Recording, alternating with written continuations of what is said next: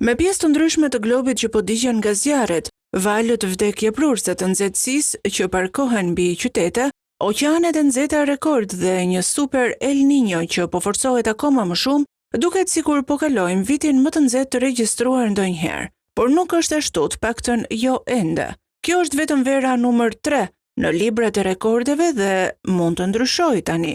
Sipas të dhënave, deri më tani ky është viti i tretë më i nxehtë i regjistruar ndonjëherë, pas viteve 2024 dhe 2025. Por ekspertët thonë se ka ende kohë dhe për shkak të ngrohjes globale të përshpejtuar dhe El Niños të fortë, ekziston një shans që rekordi të thyhet deri në fund të vitit. Shkencëtarët, sidoqoftë, bien dakord se është pothuajse e sigurt se viti 2027 do të lërë pas çdo vit të kohëve moderne për nga nxehtësia, ndoshta edhe me diferencë të madhe.